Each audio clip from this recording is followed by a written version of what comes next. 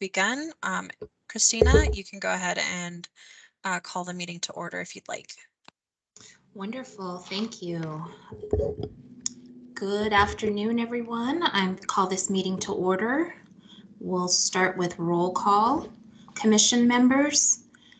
Commission member Vice Chair Gail Jackson.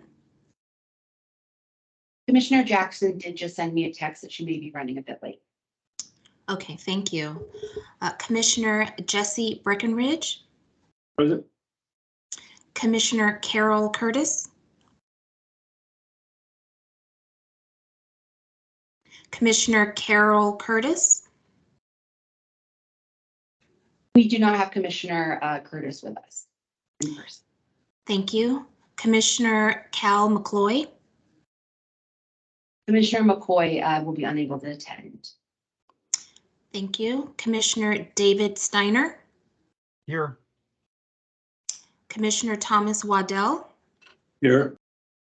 Thank you. Are we missing any commissioners that I have not called?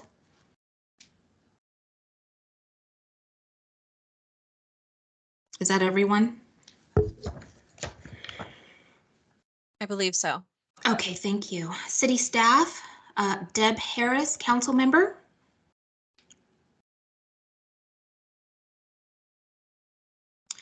Deb Harris, council member. I believe she was to attend via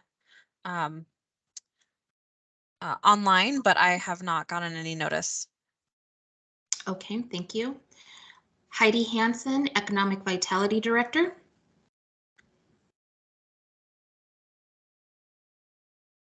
Heidi Hansen, Economic Vitality Director. I see that Vice Chair Commission Member Gail Jackson has joined us. Here. Thank you, ma'am. Commission City Staff Member Barney Helmick, Airport Director. Barney's unable to join us today. Okay. Brian Gall, Airport Programs Manager. Present. Claire Harper, Airport Communications Manager. Present. Tim Skinner, ARFF Operations Manager. Tim is out of town on a training. Thank you. Marciela Sanner, Recording Secretary. Present. Thank you. Preliminary general business, public comment, participation, and input. Items presented during the public participation input portion of the agenda cannot be acted upon by the commission. Individual members of the commission may ask questions of the public, but are prohibited by the open meeting law from discussing or considering the item among themselves until the item has been officially placed on the agenda.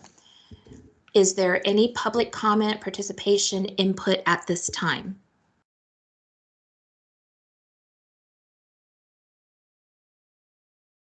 Okay, hearing none, we'll go back to call to order, or I'm sorry, commission member roll call. And I see that Commissioner Carol Curtis is present. Thanks, Dana. Okay, wonderful, thank you. All right, moving right along to announcements. Changes to the agenda and other preliminary announcements. Are there any announcements at this time? None. All right, thank you.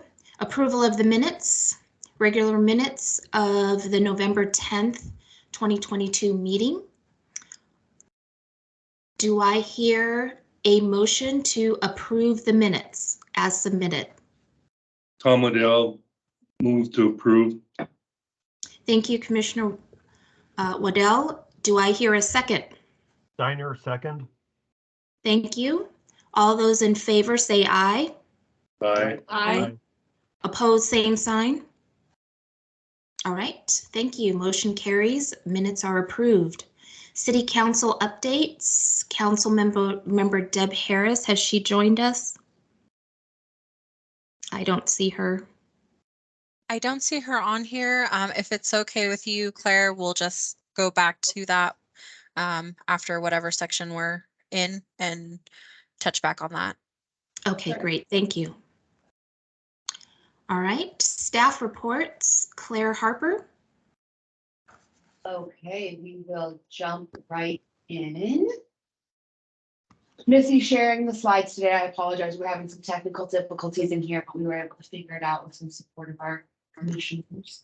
So we did have our employments in December. You can see are a little bit lower than November, and that is to be expected. And we certainly did see a bit of some storms move in that may have impacted those numbers as well for some employment for employment. So we're almost at about 1,000 for the month of December. Next slide, Missy. We have our total operations, which is lower than November. When we were able to talk to Orville, he stated that that's most likely due to the storms that came in, as well as the holidays. Next slide. I don't think we have Orville or Josh on, do we, Missy? I do not see them on here today. The fuel flow slide is actually out of order, but I don't see anybody from our FBO present. Okay, and yeah, we were able to meet with Oracle earlier this week. And we do have about that 50, just about that 50,000 with fuel flow. And a lot of that has to do with the holidays as well as the weather that came in.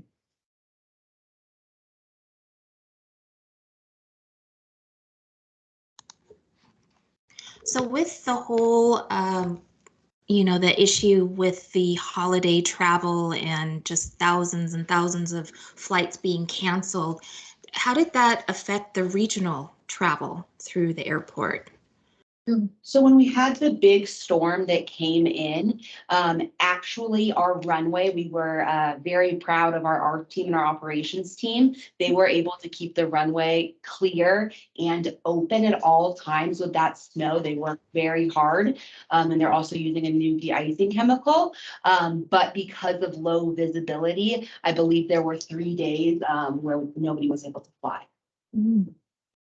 So then there were a lot of cancellations at the Flagstaff airport because of the storms.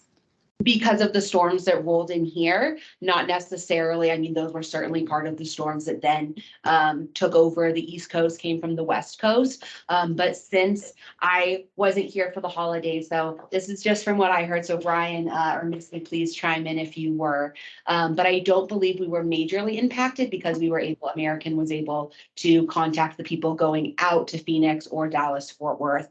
And I think people, at least locals, understand the weather, and we certainly get a lot of phone calls. But ultimately it's up to the pilots once the runway's open if they choose to fly. And because of the visibility, they chose not to fly. But I don't think we experienced as much travel chaos since our only destinations right now are the Phoenix and the Dallas Fort Worth. Brian, you have your hand up. Hi, everyone, and thank you, Chair Caldwell. Just to elaborate a little bit on what Claire was saying there, we did see some impacts from the weather, but as Claire mentioned, that was more visibility related, and especially fog and some days of heavy snow. The airlines do have some visibility minimums that they have to operate with their instrument landing system, where if the visibility is below a certain level, they can't fly even if the runway is open, which it was in those cases. So we did see some impacts from that, but they were more sporadic rather than entire day changes. So we would often see as a flight that was either canceled or sometimes rescheduled to much later in the day. And with that, they generally had to rebook travelers early on so they could catch their connections. So sometimes those flights would go out either empty or close to empty. But for the most part, that was kind of our early morning flights or flights during very intense periods of snow. So even on those days that were impacted, it was a portion of the day rather than the whole day. And as you mentioned, we did see some impacts from the travel issues that we saw around the country. That was fairly limited here, as Claire mentioned, because of our destinations being a little bit isolated from that. You know, Phoenix didn't get hit particularly hard, and Dallas wasn't as bad as some of the other locations. With that, what we did see an occasional issue with, and I'm only aware of it happening once, was some flight crews that they call it timing out. Essentially, they have a certain period that they can take off in and safely operate the aircraft. And if they can't get their takeoff done before that, then they have to go back into their crew rest period and they have to bring in an alternate crew. So we did see one delay from a day where I believe a crew timed out and it took a little while to get a replacement crew in. But for the most part, I think it went pretty well this holiday season, especially considering the amount of snow we had, which was right about 2 feet at the airport over the portion of those kind of major storms. In fact, I wish Orville was on today because he had mentioned that in the years he's been at the airport, which I believe is 25 at this point, it was one of the better snow removal efforts he'd seen. So I don't want to speak too much for him, but he had shared that feedback with us and we definitely appreciate it. Yeah, that's great. That's great. Thank you, both of you. I appreciate the information. Commissioners, any questions for Claire or for Brian? Thanks, Brian, for sharing that. All right, thank you very much. We will move on to the fixed-based operator report, but we don't have anyone from Wiseman Aviation on the call. Thank you, Claire, for speaking to the fuel levels. Does anybody have any questions on that report? Commissioners? All right, hearing none. Let's move on to the grant updates. Mr. Brian Gall. Thank you, Chair Caldwell. A little bit of a shorter update this month. The winter season, the same challenges we have for airline arrivals and departures also affects our construction to some extent. So most of what has occurred since we spoke last has been kind of on the programming level, getting some of these next projects ready to go, contracts in place, things like that. So this is a reminder of a lot of the major efforts we have going on with this slide. Airfield maintenance we left on there. It has a check mark next to it, though. That's one of those things that never really begins or ends. Since we spoke last, our airfield maintenance phase 3 project started and is very close to closing out. So I'll leave that one shown as complete because it will be again very soon. The Wiseman lot maintenance was the one that we finished over the summer. Same with the construction of the economy parking lot and electric vehicle charging stations. For some upcoming efforts that we expect to see soon, the paid parking system has made a fair amount of progress that I'll touch on in a later slide. Terminal maintenance phase 1 is getting ready to kick off hopefully this month, and the same with the terminal fire sprinkler replacement that we actually had a meeting for earlier today. So design efforts for that are starting. And the snow removal equipment building is in design. We have found in our partnership with the FAA that we're getting very close to having the required amount of funding to construct that building. So design efforts are starting to move full steam ahead in anticipation of that project going on later this fall. Next slide, please. And just a little reminder on where some of those projects are coming from. The CARES projects are funded through our Coronavirus Relief Act, through the federal government, through the FAA. Same with the snow removal equipment building, FAA funded, though that's primarily through our discretionary entitlement funding. Those funds are based on our number of emplanements and operations, and also some based on a formula that show how much money we get from the FAA. Our public works staff is working with our consultant on the drainage master plan update, which is expected to also finish up this fall. That's looking at current drainage patterns at the airport, along with the drainage impacts of some planned projects. So those calculations can be done to make sure that the stormwater infrastructure we have is capable of supporting those. We're also expecting to move forward, hopefully in the next month or two, with the design of the taxiway whiskey relocation project. That is a project to move a taxi lane into a location that better meets the current FAA standards for horizontal geometry of taxiways and taxi lanes.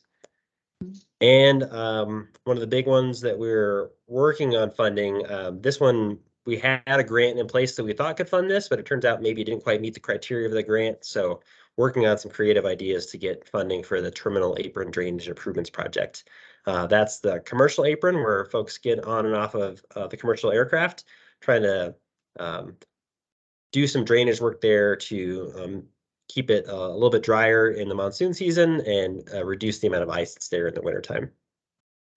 For airport funded projects, we are working on some projects related to the paid parking system, some enabling projects. So allow us to construct some lanes in the existing terminal parking lot, as well as the infrastructure we need for communications and electrical support for the system that's going to be installed with the paid parking system. Next slide, please. Question. Brian, Commissioner Curtis has a question. Sure, go ahead. Thank you. Chairman Caldwell, I'm very interested in the paid parking system. I just happened to drive over here today from awful time in court for something else. And people were bragging about how great it is that you don't have to pay to park at the Flagstaff Airport. And I'm of course supportive of what you're doing and the resources you're made available, but it's always been something people have been proud of. You don't have to pay. And I'm just considering that there's probably a great marketing system being set up to talk about why that's such a good thing, that we have great parking here now and that people will be paying for it. How is that being explained to the public?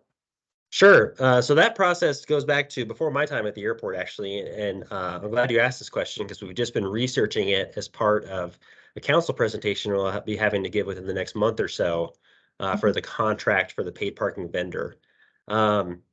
So I think a lot of folks who have flown out of the airport in recent years have seen the issues we've had with parking, with lack of parking availability and the challenges people have had in finding parking spaces at the airport. A lot of that comes down to the size of the parking lot. So the existing parking lot at the airport terminal was built when our employments were 60 to 70% less than they are now. So that's how many more passengers we have. And with that comes more vehicles. So the issues we saw was abandoned vehicles, people parking in landscaping, people parking along curbs, which had a ripple effect of challenges to things like snow removal problems, having a lot of trouble plowing the lot with so many cars in it. Also, maintenance in the existing terminal lot has been a big problem. With it always being 80% plus full, we can't move the vehicles out in order to maintain that pavement, which is starting to get in pretty bad shape. So the solution that was found for that, and I believe it was back in 2019, was to borrow some funding from the city's general fund to construct the new economy parking lot. Now, since the airport is an enterprise fund, meaning generally funded through our own user-generated fees and other revenue sources, we have to pay that back. So the paid parking system came as a way to increase our parking quantity so we have enough spaces for all the travelers that are already coming to the airport. And then the paid parking system was intended to pay that loan back and then eventually pay for the maintenance of the lots themselves. So there was some outreach done at the time, and then the parking rates went before council starting in, I think it was late 2020 or early 2021, where we looked at some rate proposals. And as part of that, we did do some presentations to the commission, but also published some notices in some local news outlets and presented those to council. We developed those rates by looking at comparative airports around the region and kind of comparing what they charge for parking, and tried to find a cost that was really on a much more reasonable side, we think, than some of the other airports charge, which is how we ended up at the current rates, which were approved at $7 a day for the terminal lot and $5 a day for the economy lot, with one free day per week. So it really is a fairly low cost as parking at airports go. Most airports start at $8 and up. Some are in the $12 to $15 per day for parking. So we're on the lower end of all the comparative airports we could find. And so we've done some outreach with that, but as the lot is getting closer to opening, we're going to have to do some more. So that's a great point. And I think Claire's going to help us out with that. We do have our new website. Our social media channels have been getting a lot more engagements. So I think it's going to be imperative that in the coming months, which probably have about 4 to 5 months before the system is open and operational, we do a good job of reminding people that it's coming, but then also touting the benefits of that. The main one being that it allowed us to construct that economy lot and double the number of spaces available at the airport. But a sidebar is I think people are going to notice that it'll help us clean up some of those abandoned vehicles. One of the issues we've seen is with free parking, if people don't know when they're coming back to Flagstaff, they sometimes leave their vehicle here, even if they don't fly out with us. So hopefully it'll be another tool that'll help us with that parking enforcement and make it much easier for people to find parking spaces. And even though it is going to cost some additional money, I think it will hopefully make up for that in saved time. Time that people won't have to be driving around the parking lots at the airport, but instead can just hopefully breeze right into a parking space and walk into the terminal with a little bit more convenience. Does that help or answer your question? Thank you. Excellent answers. And I think you've got what it takes to answer people's questions and step up and let them see why this makes so much sense. Appreciate Thanks. it. Yeah, we hope so. And that's a great reminder that as we get closer to this, we're very focused on the technical side and making sure the system's implemented on time. But it is really important to do that public outreach too, so that people can understand how we've arrived where we are. On that note, on our new website, there is a parking page that has been warning people that that system is upcoming. We do get occasional phone calls with questions about it. And for the most part, people have been receptive when we've given them that answer as well. And once we get to that 90-day mark, we'll start a localized campaign of educating. Great. Great plan. Before. So I know, and we do get a lot of calls, multiple calls a day of like, is paid parking in effect? So I think that people do know about it. I did step out for a brief moment. Brian, did you talk about the fees, how they were very affordable? I did. Yep. Great, Yeah. thanks. Yeah, so we'll make sure that we get that outreach once we're that 90-day mark. We don't want to start it now and then certainly have people kind of get new ears to it. So once we have the 90-day of when we'll be able to, then we can certainly start that process. Yeah, and I'm looking at the website right now, and it shows on the first page, what's new at Flag. Paid parking at Flagstaff Pulliam Airport is scheduled to be implemented by the end of spring 2023. And so, just having that statement on the website, it prepares people and they know what's coming. So. And we also do weekly social posts regarding parking and how to park properly at our airport and educating that we will be the paid parking. Wow. Great, wonderful. Yeah, great point. Thanks, Claire. And those social media posts, I think they've been making a difference. We have seen some improvement over that from previous years. Some people still really got in the habit of parking in our landscaping or along curbs, and that's been a little bit more challenging to break. But we are working on it, and I think once the system's in place, it'll be much easier for us to enforce. Okay, so on the CARES grant updates, as I mentioned on that previous slide with the map of our projects, we have completed a number of them in the past year or so. As the improvements to the Westplex hangar and shades, 2 phases of airfield maintenance, and the parking lot rehabilitation of the FBO parking lot. We have a few that are in progress now. Airfield maintenance phase 3 I mentioned is very close to wrapping up. We're also expecting to get a notice to proceed for the first phase of our terminal maintenance work. It's going to be some roof repairs, some door work, as well as some drywall repairs and painting, and some enabling projects to remove some outdated equipment. We have an old ground transportation phone that used to be used to call things like taxis and hotel shuttles that hasn't been in operation for a while, so we're having that removed. Plus some additional just sort of cleanup and maintenance work. We're also just kicked off the design process for the terminal fire sprinkler replacement. That project is expected to take the next couple months with construction occurring over the summer. So that will replace the fire suppression system in the terminal with a new, updated, and more modern version. And we're hopefully very close to implementing the design process and construction for the terminal lot entry and exit lanes. As I mentioned, we're expecting to be going to council soon for the contract to hopefully bring a supplier on board for the equipment that's going to go for the paid parking system in the terminal lot and economy lot. But there is some infrastructure we need to build into the terminal lot to allow that system to function. So some islands in the entry and exit lanes, plus power and communications equipment will be coming up in some design and construction projects, hopefully within the next month or two. Additionally, we have a project plan to conduct a bunch of maintenance objectives at the R station. So that's the Airport Rescue and Firefighting Station adjacent to the terminal. That building is coming up on about 17 years old, and it's to the point where some of the equipment and some of the features of that station are starting to get a little bit worn out. So that would be some roof repairs again, drywall repairs, a little bit of reconfiguring some spaces due to the increased staff we have. But that project is in the negotiation phase, and we're expecting that one to get started sometime later this spring. And I believe that's about what I have for the grant updates this month. Unfortunately, I don't have any pictures to share with you. As I mentioned, we're doing more enabling work this month, but I expect that in the next 2 to 3 months, we're going to have a bunch of work to share with you, a bunch of pictures and progress to show with that as well. Wonderful. Thank you very much, Brian. Commissioners, any other questions for Brian?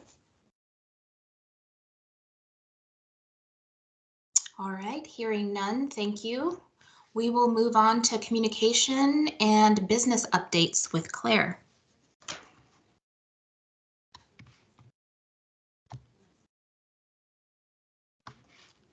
Thank you. So we will start, we were able to, are you able to hear me all right? Yes. Okay, I'm sorry, I'm looking at the TV, but I want to make sure that my voice can be picked up. So we were able to partner with the Downtown Business Alliance on the Holiday Shopping Passport, which encouraged locals to shop downtown locally or people visiting. So it was a big promo on our social media. We were able to be featured, so that's one part of the passport. If people spent money at participating downtown businesses, they would get a stamp depending on how much money you spent, you would get entered for prizes. So that was a successful campaign that we were able to do with the Downtown Business Alliance. Next slide, Missy. As you walked in, you may have noticed just in time for Christmas, we were able to add some new vending machines. This is the first set of vending machines that's outside of the hold room. So previously, if people weren't through security yet and the Air Cafe was closed, they wouldn't have an option for refreshments or anything like that. So we've gotten a lot of good feedback on those new machines, and then we will move towards new machines in our hold room, as well as perhaps a vending wall that you see at some of the other airports. So we're looking at getting some of that taken care of. In our hold room, we also added our Flybrary with some donations from the Flagstaff and Filipino County Library. So we certainly appreciate that. We had that bookcase in there. We're gonna perhaps give a little refresh with a new bookcase and then get some permanent signage up there. So we're excited for those books to fly off the shelf. And I actually have a surplus of books in my office. So once those start to go, we'll be able to fill in some more. And then looking at the potential of upstairs, putting another little library in there too. So people that haven't quite gone through security yet could still also grab a book if they wish. Next slide. I love the Flybrary. That is such a great idea. Thank you. We're excited to have it. We hope that, actually I finished it yesterday. So I went down there this morning and there were some holes in the bookcase, as well as the bottom shelf is children's books. So the bottom shelf was a little messy and needed to be tidy, which I'm happy to do because that means that children were digging through the book. So that's great.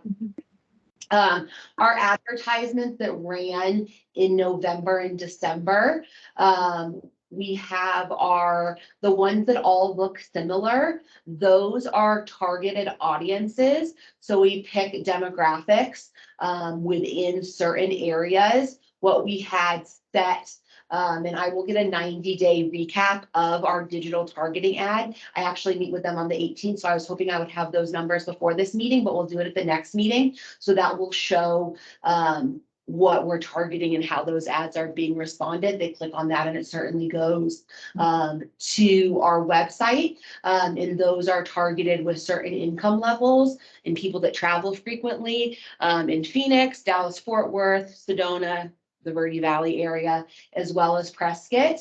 And then the Book Your Holiday Flights and the Fly Flagstaff First were in local publications. So that's what we ran in November and December. And then we also have our ads that go up in the Sky Dome. We have an ad, as well as on the buses you'll see downtown. And those are longer periods, not just November and December. Excuse me. Yes. Did you say the restaurant was open again? So the Air Cafe is there. Brian, do you want to talk a little bit about the Air Cafe? I think I had heard a little bit from Barney that perhaps they'll be staying till the end of March. Their contract will be coming to an end. And then we'll open up the RFP process, but I think we're gonna keep them open till March, Barney, so we have, or Brian, so we have someone there for spring break. I don't know that that's been confirmed yet. I think that there's an option that they're looking into for that. There's a number of different options that we're looking at for food and beverage service in the interim. But as you mentioned, and I think we had talked about in a previous commission meeting, the contract with the current Air Cafe is expiring, I believe, at the end of February. As part of that, any leases or operations for business within the city of Flagstaff generally go out for a competitive bid process. So airport staff are working with procurement and others at the city on a request for proposals so that prospective Air Cafe operators will have a chance to bid on that concessions work. And then when we get those, we'll evaluate them and pick the one that hopefully meets the airport's needs and our customers' needs the best and get them in there. As Claire mentioned, though, we don't expect that to be an instant change, right? I think we acknowledge that there's going to be some period of transition from the current one closing to the next one opening, just in that there might need to be some modifications to the space or some additional or new equipment installed. So to accommodate for that, adding those vending machines was a big part of it. We also have some plans in place to add some additional vending machines, sort of a different system within the current airline hold room. The ones that are currently in there are managed by our Air Cafe. So when their contract ends, we're going to replace those with a system that's actually more of a self-serve type. Rather than a machine, it's a series of cabinets that has more options in it for food and beverage, where you do a self-checkout afterward. So that's what we're looking into for inside the hold room, which I think will especially be popular in the interim period if the cafe is closed for some time while it's being reconfigured for whoever the new vendor is. But we're doing our best to keep providing those food and beverage options on both sides of security until we get a new business that stood up in that space. Thank you. All right, thank you for that. Next slide.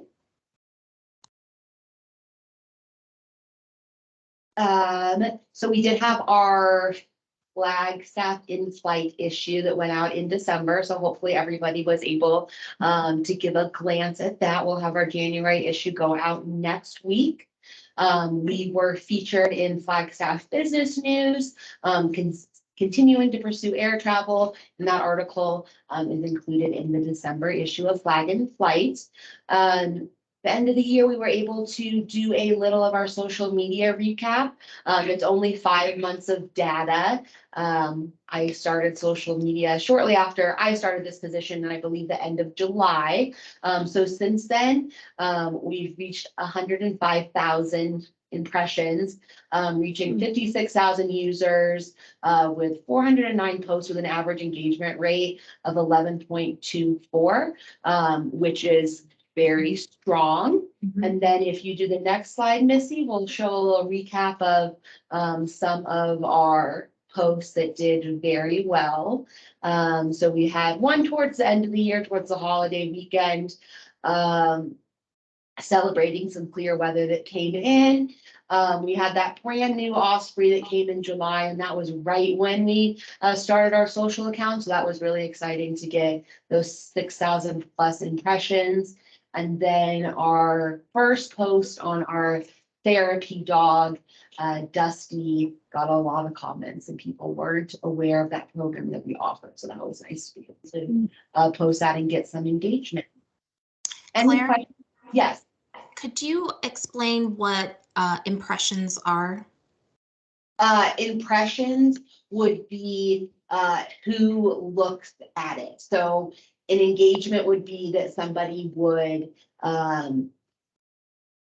comment, like, do something like that. Impressions is who it went in front of, and that can be based of, if somebody shared that, or if someone liked it and then it said, Christina Caldwell liked this, and it shows up on Commissioner Jackson's Facebook page.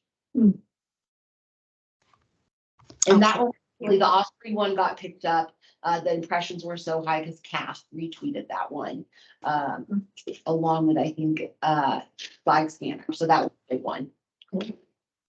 Okay, wonderful. I just wanted to say also too that I really like on your Facebook page, on our Facebook page, you had posted, I think about an hour ago, a picture of our first governor, George W.P. Hunt, at the airport on June 8th, 1928. And so I really like that post. So hopefully we get some really good engagement on that one as well. And what I'm learning is, so we use Hootsuite, which is an app that allows, I posted in one place and then it puts it on all of our social channels. So our Twitter, Facebook, and Instagram. So we're able to use analytics that do the best time. So full disclosure, I didn't schedule that one ahead. I looked through our files and thought, wait, it'd be great to do a throwback Thursday today. And wanted to, there wasn't a time today that it said that it would get great engagement, but I wanted to put it up there, that's totally fine. But some of our other posts that we really want people to see, like the parking, I'll use the analytics and it's the best time for targeting. And that really, really makes a difference. And those times are between, usually we get that like 5 a.m. to 7 a.m. hours really popular, that 11 to 1, which I think is people having lunch, and then some of the evening hours. So it's interesting to see and use all those tools in our toolbox. So we're really getting in front of people. So thank you. One of our previous airport directors, Larry Larkin, has some really great files that he would be able, electronic scrapbooks. So we'll have a lot more of those throwbacks. And I was actually going to include something, a little history bit in this presentation with some of that information, but then I looked at our slides were a little bit longer. So I'll do that in the future because we have a lot of great history, which I think is really interesting.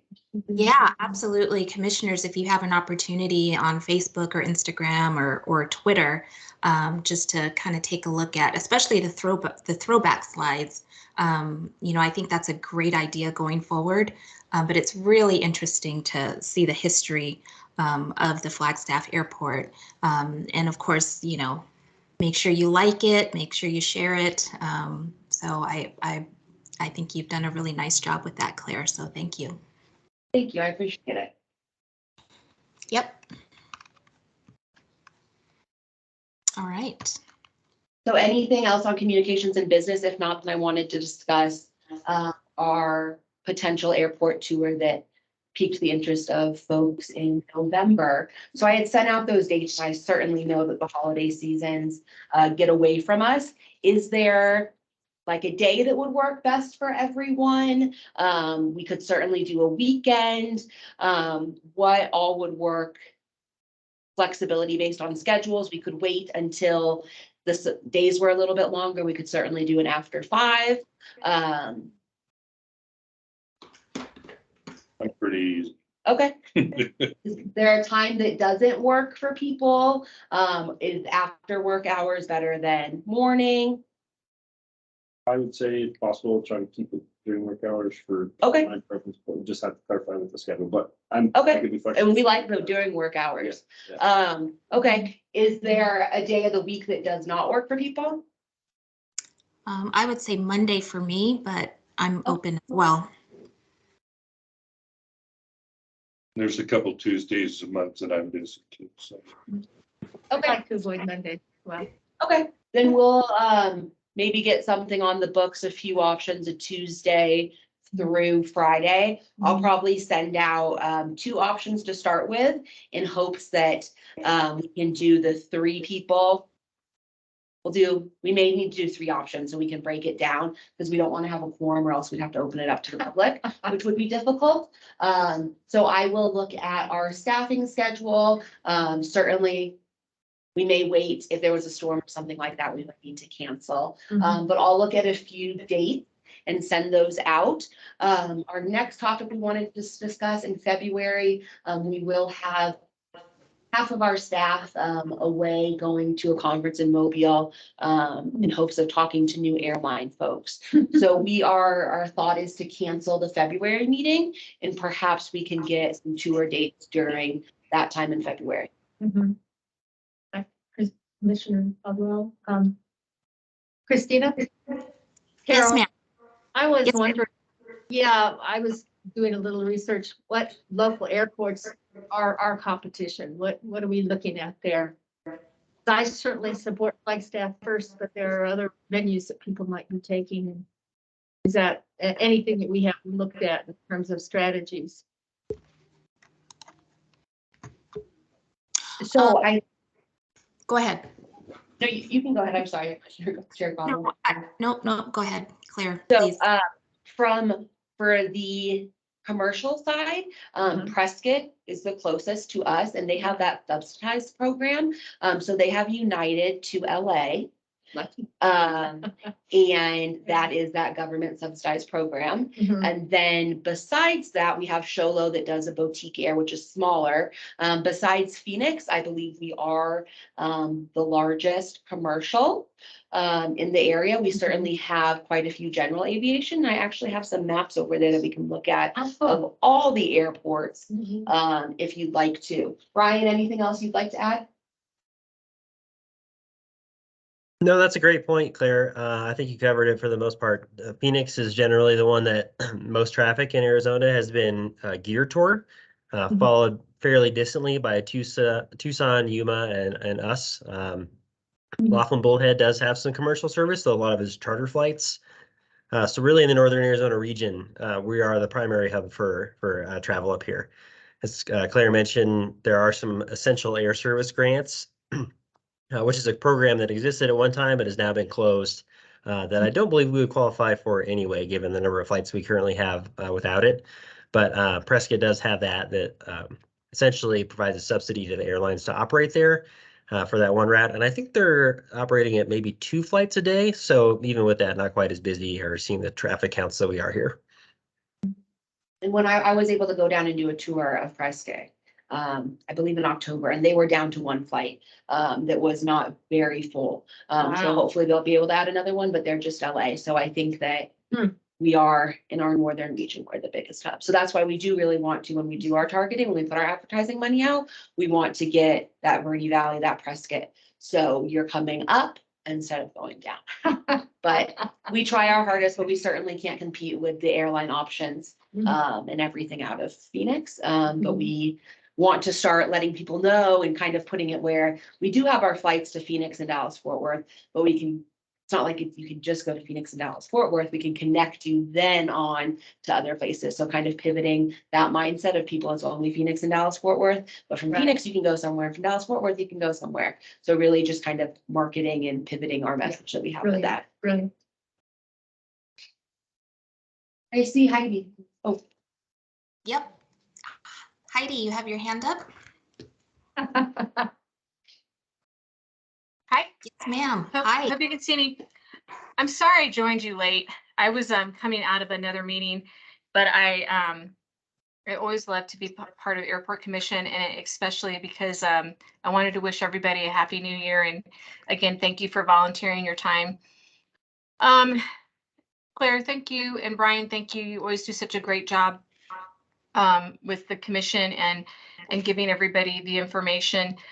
Just so you're aware, on the question of other airlines and what we're trying to do is, you know, just like before, it wasn't that when we were trying to secure second air service, Barney and I, for the years that we worked on it, it wasn't that we just said, wow, we have to try to get United. You know, United is, you know, the carrier of all carriers.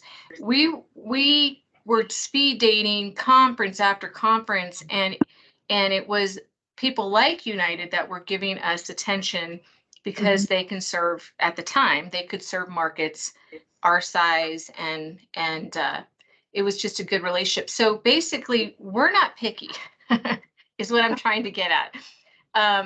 When Claire and Barney go to some of these conferences moving forward, and then later Brian and I will probably be joining in, we're basically listing, you know, what we're looking for, and it's not only a leisure but a business route.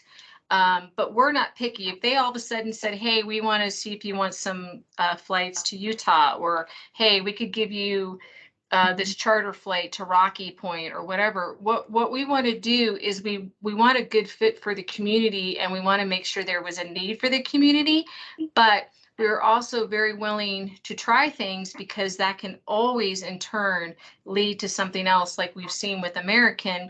You start off with Phoenix, we had a little bit of LAX on a Saturday, and now we have Dallas Fort Worth. So what we don't want to do is to ever say it's completely not going to work for us, unless of course it's a plane that is not going to work here, or we can't fill it, or what have you. But we are really in an exploratory stage again of listening and explaining our needs, but also wanting to actively listen to what would work for them as well, because there is just a limited, it's very limiting right now with the fact that there's pilot, crew, and plane shortages. So we might have to, you know, adapt a little bit. But what we are interested in doing is having a bunch of charter flights that are going to just drive the neighborhoods crazy, and it doesn't really prove to be anything real successful or a great revenue generator. So we look at that, but I'm also trying to say that right now we're not pinpointing certain anything, because we're just looking at what could be afforded to us, and go from there. So it's really exploratory all over again. Yeah. And Brian's probably going to help me out here. Yeah, I see his hand up. Thank you, Heidi, for that. Brian? Thank you, Chair Caldwell, and thanks, Heidi. Those are great discussion topics, and I appreciate you bringing that up. One thing I wanted to mention that piggybacks on what Heidi was talking about was that in addition to going out and meeting with these different airlines, the work that Barney and Claire are doing at these upcoming conferences, trying to get a feel for what the industry is looking for and what the next 6 months to a year plus are going to look like. We're also doing our homework back here and trying to make sure that the airport and our operation here is as attractive as possible to those potential airlines.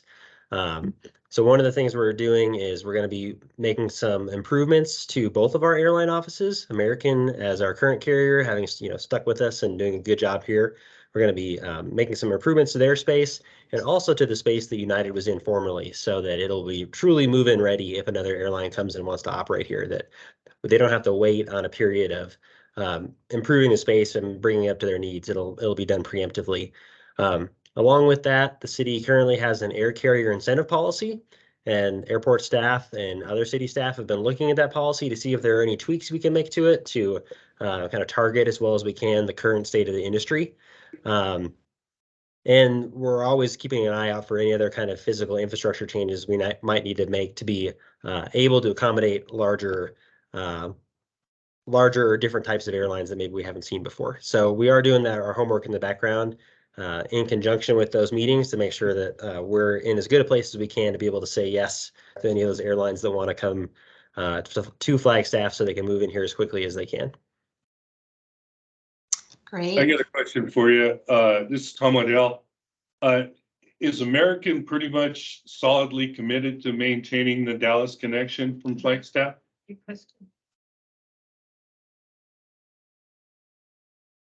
From everything we've heard, they are, and that route has done actually better for them from a percentage of seats full on the aircraft than their flights to Phoenix. So with the staffing shortages that all of the airlines have seen, that has been a challenge, that being a longer flight, and it does fuel costs do also have an effect on that, because that flight's long enough that they have to purchase fuel here rather than potentially carrying enough fuel on the aircraft for it. But that is, as far as we have heard, a very popular flight for American, and I haven't heard any indications that they would want to do anything different with that.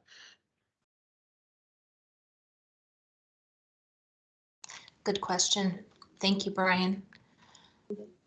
All right, commissioners, any questions for Claire on her communications and business update?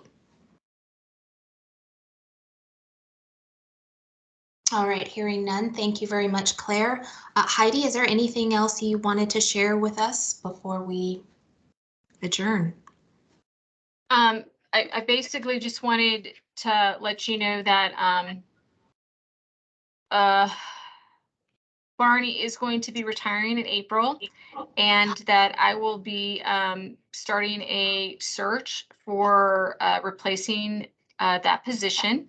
And I will be reaching out to all of you to see, I can't have all of you, but to see if there's any interest in any of you serving on a panel as we get further into that recruitment.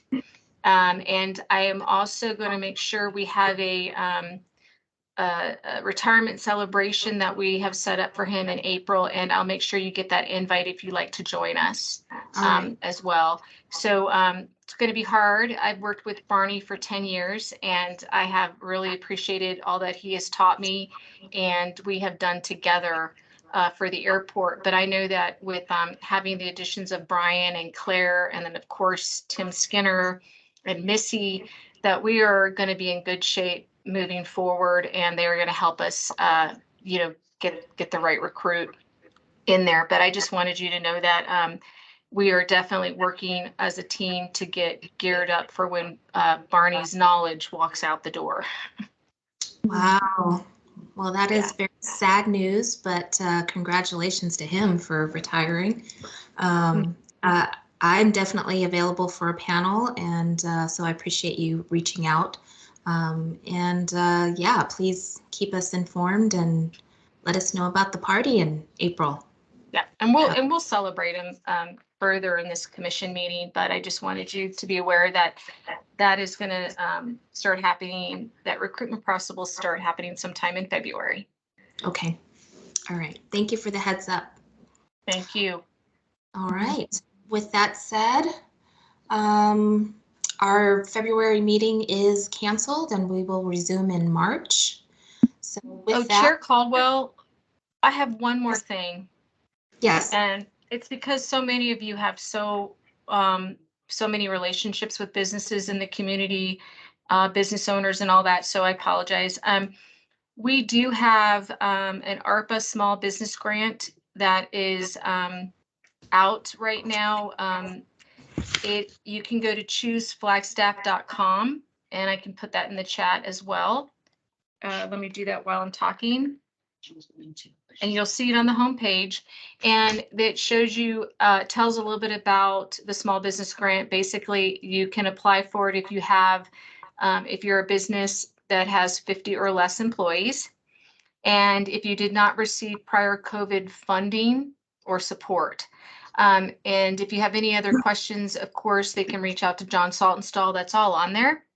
But we have about $300,000 of ARPA money that was given to the city of Flagstaff, and our council last year had asked to designate that portion to offering small business grants. We're giving grants anywhere from $5,000 to $20,000. And then of course, there's just detail. If anybody that you send that link to or has questions, has questions, again, John Saltonstall is the contact, and that's all on there. So anyway, we're just trying to spread that message that there's an ability for small businesses to apply for this. That's fantastic. That is great, and I will definitely look at the website and do some further reading on that. What a great opportunity. Yeah, Wow. definitely. Again, and you can send them my way too, but I'm just going to send them to John. So Right. you might as well Okay. send them to John. We'll go from there. Will All right. do. Well, thank you. All right. Well, thank you. And that's a very positive note to end our meeting on. And so with that, we will adjourn the meeting. Do I hear a motion to adjourn? Curtis, motion to adjourn. Thank you. Do I hear a second? Second from Tom. Thank you, sir. All those in favor, say aye. Aye. Aye. Opposed, same sign. Motion carries. Thank you, everyone. Have a great day. Thanks, everyone.